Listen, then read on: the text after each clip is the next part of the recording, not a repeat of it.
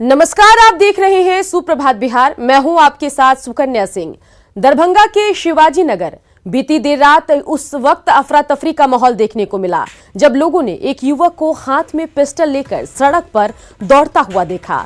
कुछ ही पलों के बाद फायरिंग की आवाज से मोहल्ले में सनसनी फैल गई। युवक की करतूत सीसीटीवी में कैद हो गई है।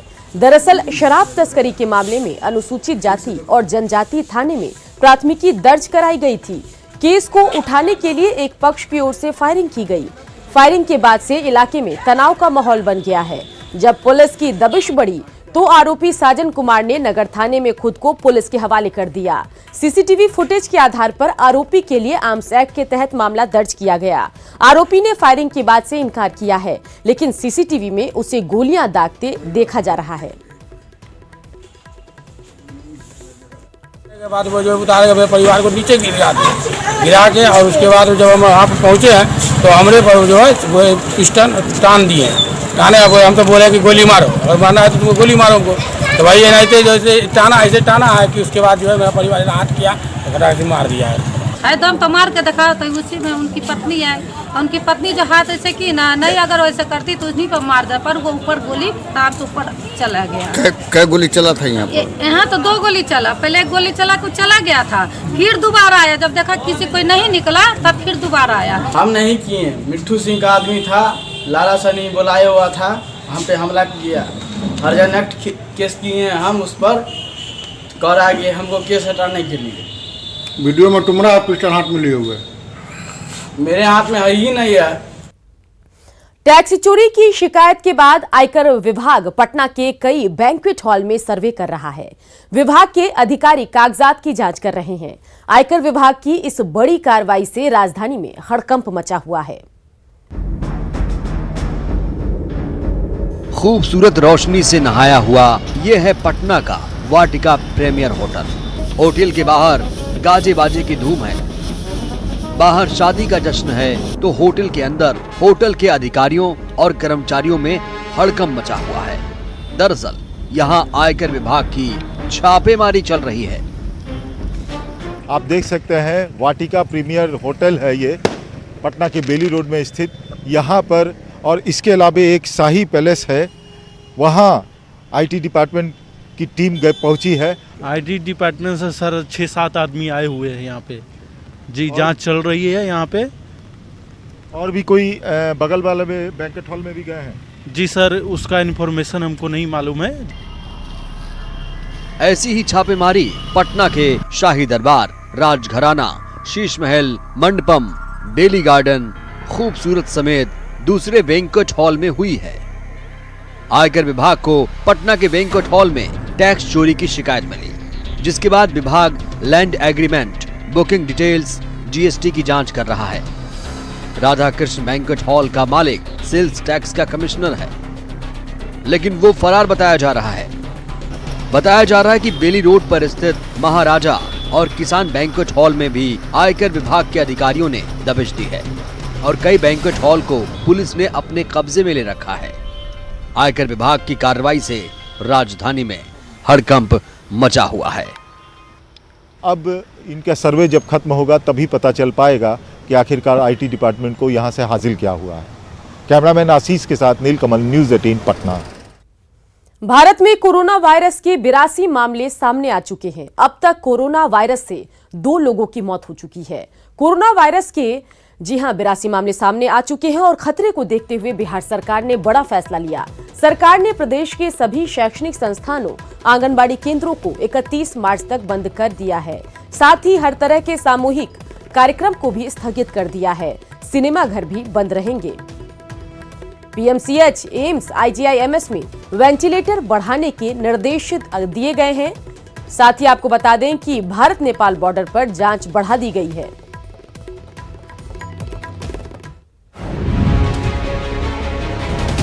प्राइवेट स्कूल सहित जितने भी प्राइवेट हैं, निजी भी और सरकारी जितने स्कूल्स कॉलेजेस हैं और कोचिंग इंस्टीट्यूट्स हैं वो बंद रहेंगे। अभी 31 तक का निर्णय हुआ है, 31 तक के लिए।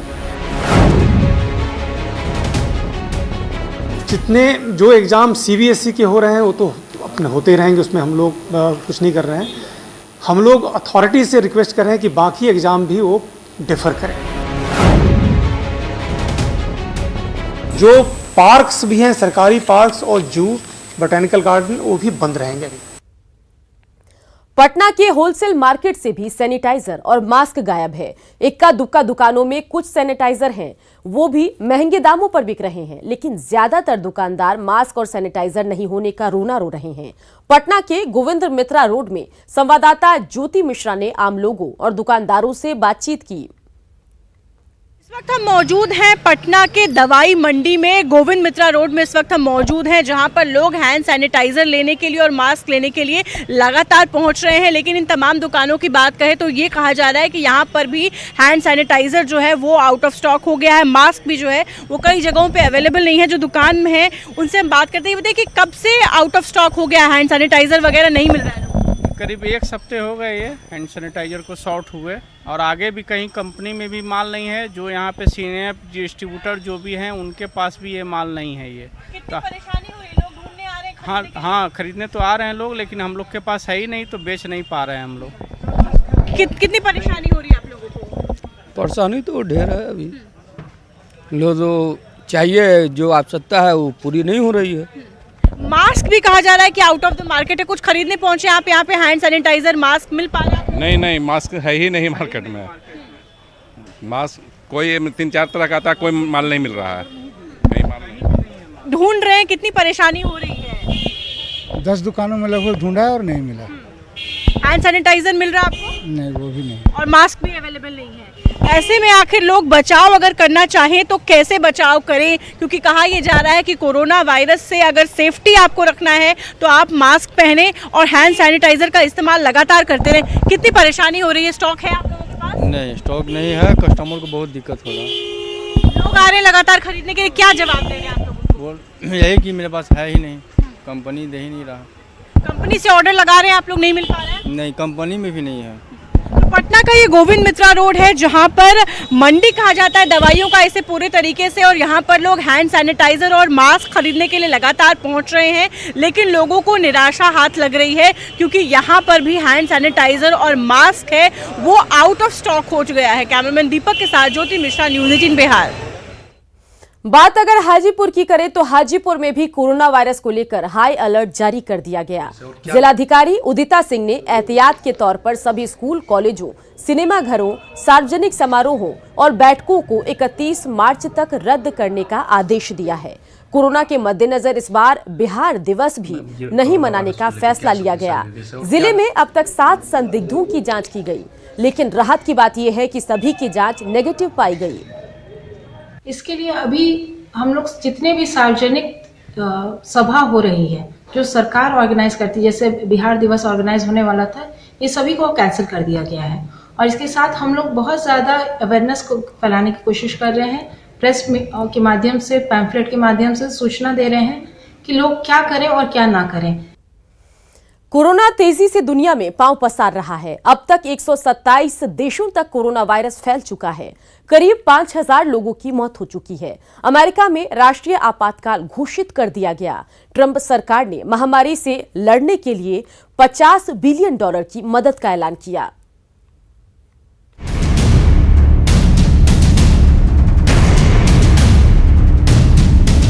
देश में कोरोना के बढ़ते मामलों को देखते हुए सरकार ने सतर्कता बढ़ा दी है।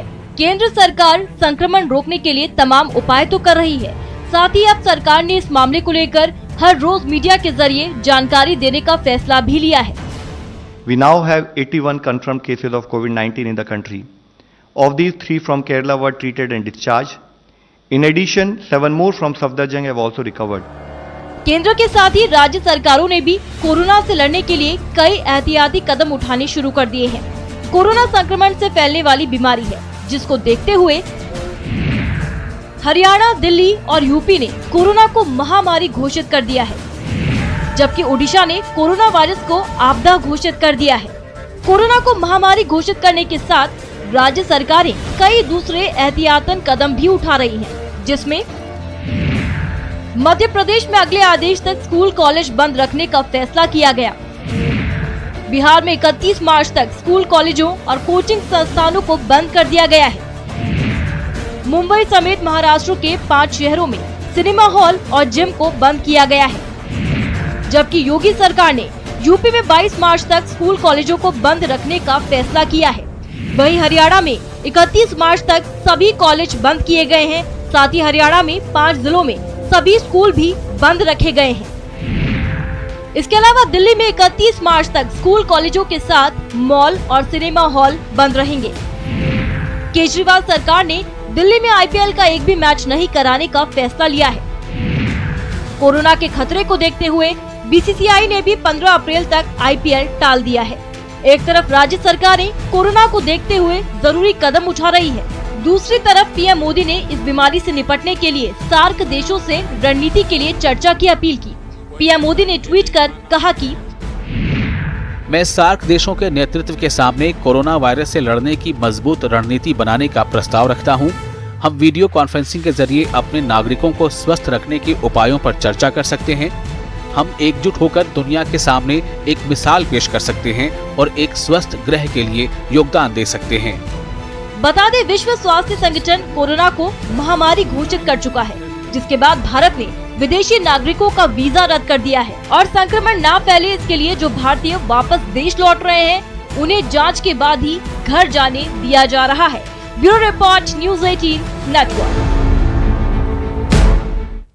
बढ़ते आगे बात कर लेते हैं जमुई की, जहां सदर अस्पताल का परिसर उस समय अफरा तफरी मच गया जब अस्पताल से लौट रही एक महिला का प्रसव रास्ते में ही हो गया, जिसके बाद महिला के परिजन आक्रोशित हो उठे और अस्पताल में पहुंचकर जमकर हंगामा किया। इस दौरान परिजन और सदर अस्पताल के सुरक्षा कर्मी के बीच तू-तू मैं हुई।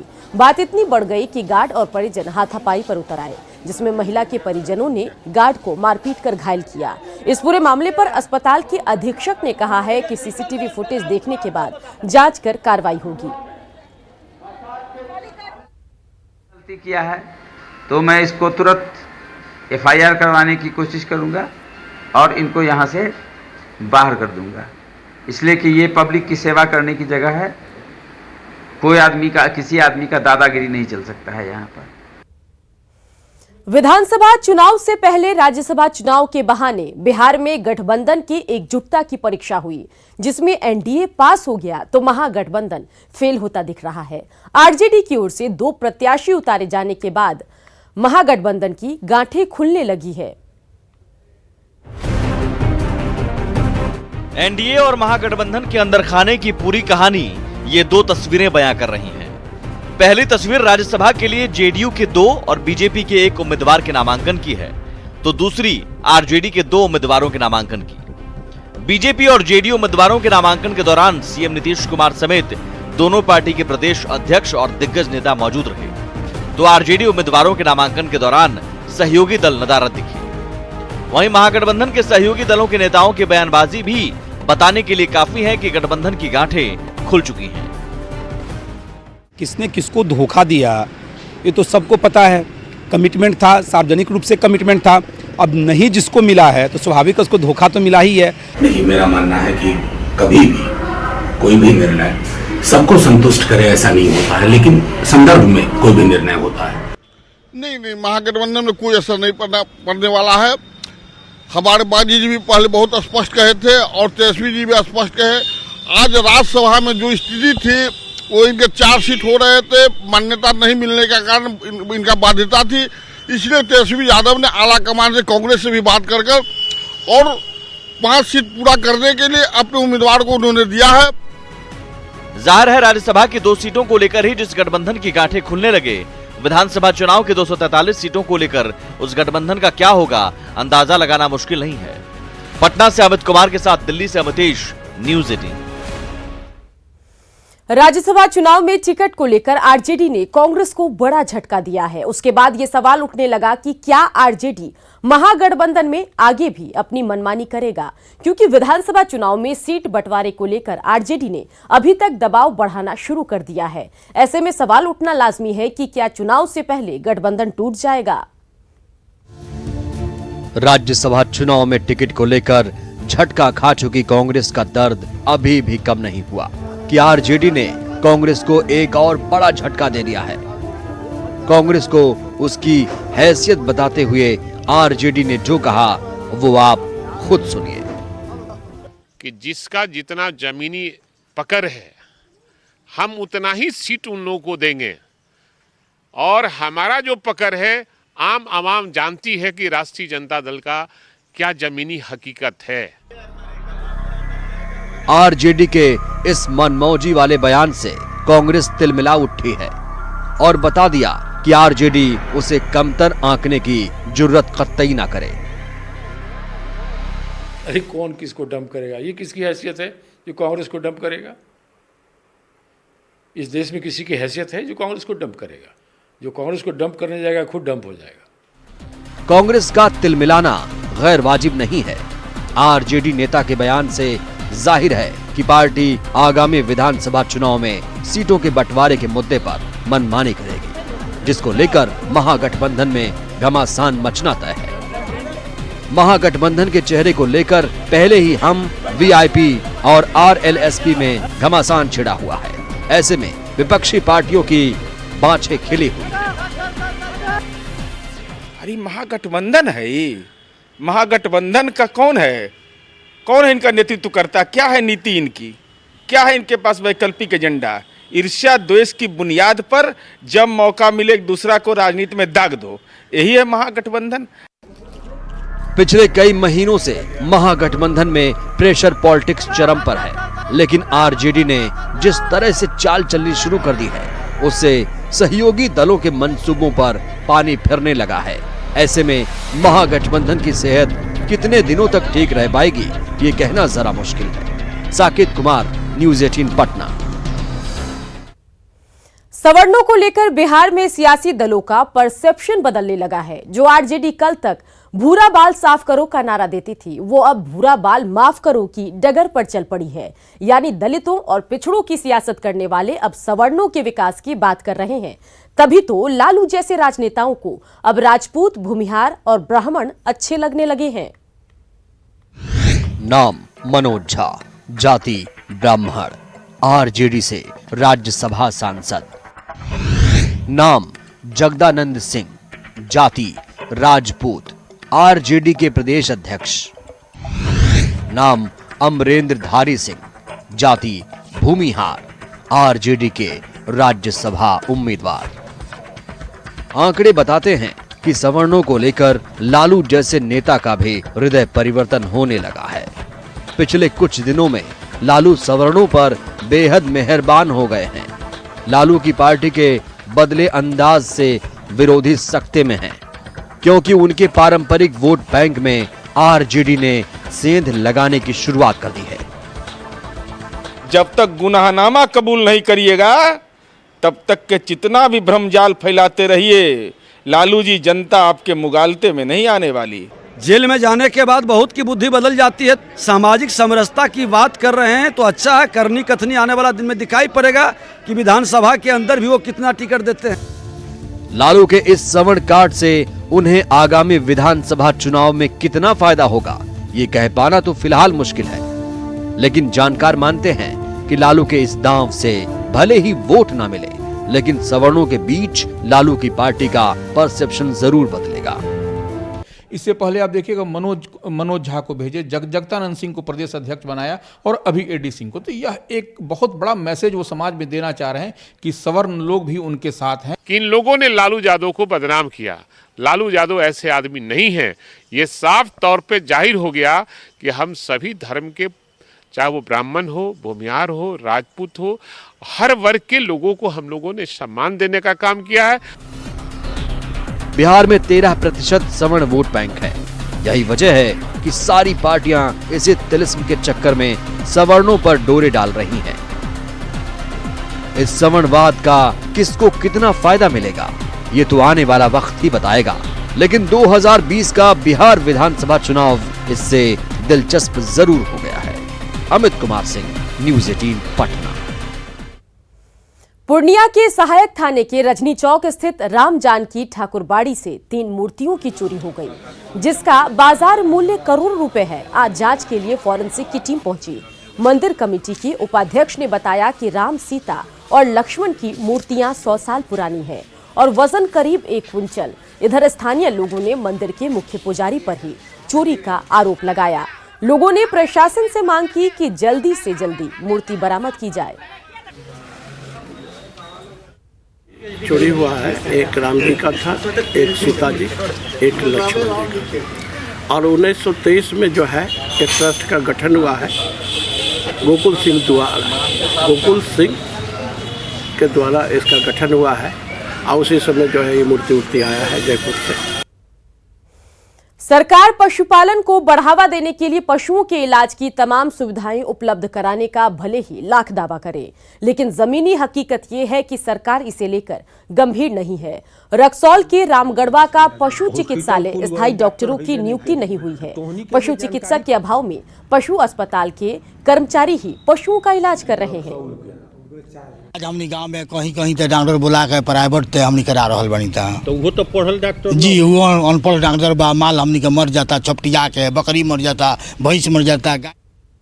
बने रहिए न्यूज़ 18 बिहार झारखंड के साथ, क्योंकि लगातार चलता रहेगा खबरों का सफर।